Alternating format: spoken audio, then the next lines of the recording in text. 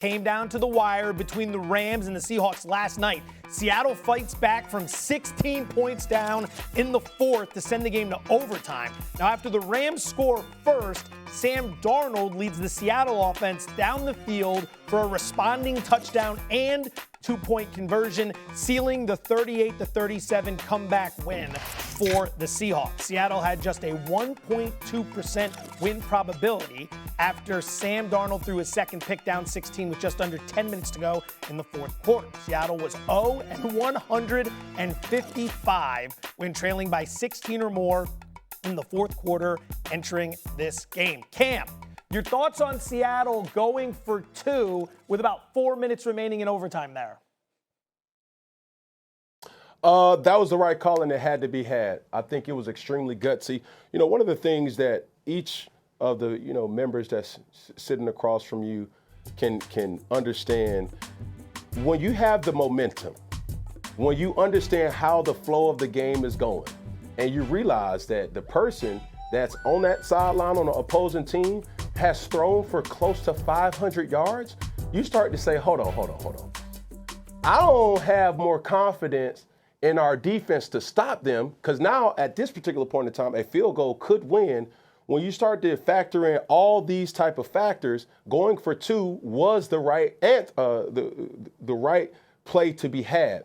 Now, the thing, as you start to say, I was a little suspicious. I thought maybe they would have run, given the circumstances of how Sam Darnold was playing up until this point. An absolute amazing game by him in the fourth quarter. But the NFL is created to have games like we saw last night. Extremely tight, extremely close, and it to be decided in a one-possession type of game or decision like we saw. And shouts out goes to the Seattle Seahawks for really executing at the end to find a much-needed win for them. Yeah, I love the decision to go for two. It was the only decision to be made. You had lost earlier in the year to the Los Angeles Rams. So a tie, if the game would have ended at a tie, would not have benefited Seattle. But then also, why would I give, even if I want to tie the ball game, why would I want to give the ball back to Matthew Stafford, who's thrown for over 400 yards, and Puka Nacua, who had 225 yards and a touchdown in that game, so they can go down and kick a field goal and win it? So it was the only decision to make, in my opinion, for the Seattle Seahawks. Great job by Sam Darnold going through all his progressions. Great job by the tight end Saubert being disciplined, doing what he's coached to do, sell it. Then you leak over in the middle of the football field, OTB over the ball. Sam Darnold, great job hitting them. Game over. Seattle has the number one seed. Well, the big thing is this, though. Scared money don't make money. Mike McDonald was playing with house money. There you go. You were down 30-14. Your quarterback gave a touchdown away, throwing an interception in the red zone. He set up a touchdown, throwing an interception to Wallace. But in that, being down 30-14, 2-point conversions twice. Excellent play call to Cooper Kupp. He settles right in the zone. You get lucky. The officials got it right. It's a backwards pass. Charbonnet picks it up. It's a touchdown. You drive after Puka Nacua just bust his whole forehead on the field goal post scoring a touchdown. You think you're going to give it back to him? And I'm already 2 for 2. It's a great call by Mike McDonald. And both of these coaches were uber aggressive the entire game. They played to win. Keep in mind, that's the optimum word right there, playing to win, because that situation in overtime with 10 minutes in this format, first team scores a touchdown, you come down and score, you bypass the 2-point conversion, how much time are you going to have left to win that game? There's about 4 minutes left. Even if you stop the Rams and they bleed out enough clock, you might not have enough time to go back down and score. Every team down 7 in OT should be going for 2. Well, to your point, Joe, they weren't stopping the Rams. You were down no, two they were safeties. Not. That's the other problem. Rams are going down, and they were going to win that ball game. Did Sam Darnold silence his critics last night? No. If anything, Sam Darnold's critics are louder, but he might have silenced the critics in his head. And here's why. When you have 6 turnovers in 7 quarters against the Los Angeles Rams, and you're putting your team behind in those situations when things are changing and you become hesitant, now Rashid Shaheed steps up and that gives you a chance. Rashid Shaheed gets the big reverse and it gives you a chance. You make an excellent throw on a roll throwback. And now you have an opportunity to answer Matthew Stafford in overtime. And JSN finally gets involved. You hit Cooper Kupp on an absolute dime to the post corner, and then you get the ball in the end zone to JSN, and your coach says to you, because of what you've done to this point, I'm putting the football in your hands. Now, if I'm the Rams, I'm saying to myself, every time we play him, we got it.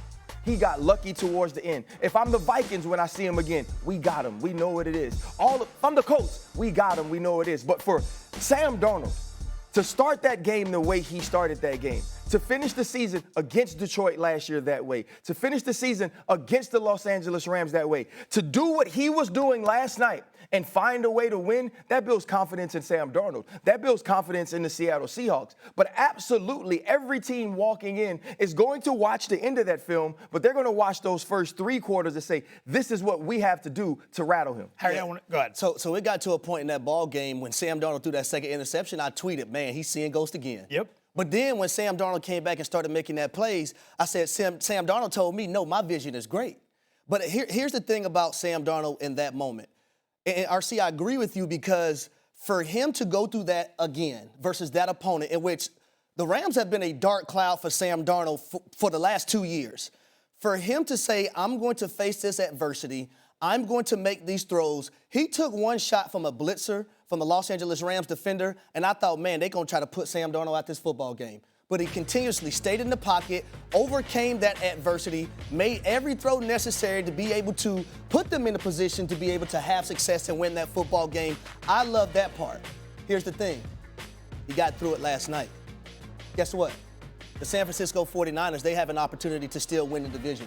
They still have an opportunity to still have the number 1 seed in the NFC. Week 18. So just because he did it last night, you better be able to do it again week 18 when you play the San Francisco 49ers because it's the same situation that happened last year when he was with the Minnesota Vikings going against the Detroit Lions. And that's everything I just said is what everyone going to bring up on every single network when leading up to that ball game.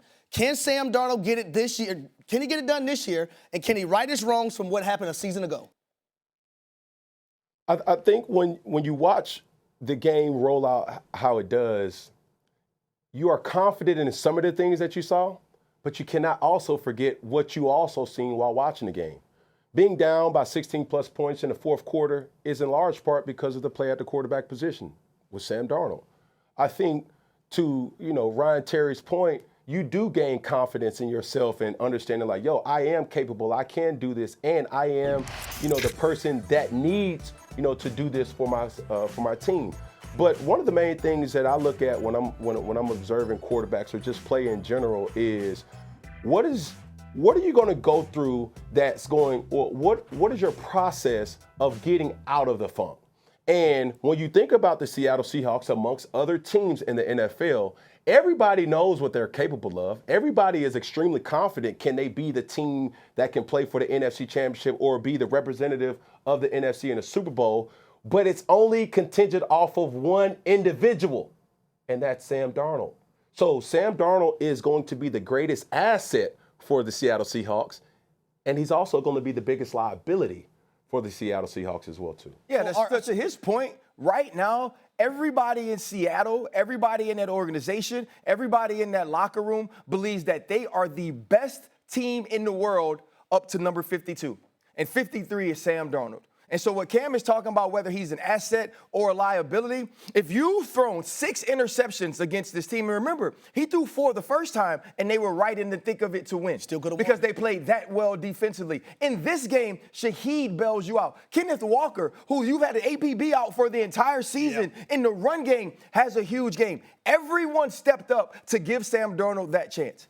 And what Sam had to do was somehow develop some trust amongst those people that if you get me there, I can win it. He showed that last night. And to Harry's point, he's going to have to show it again because Sam Darnold does not get the opportunity to revitalize his career. He's done that. He's getting an opportunity to reshape his entire perception if he finds a way to finish this season strong and have a playoff run. I would also end with this with Seattle. I thought they played for Sam Darnold not to lose the game in the first half. I thought they were aggressive and got their best player involved in the second half, Jackson Smith and Jigba.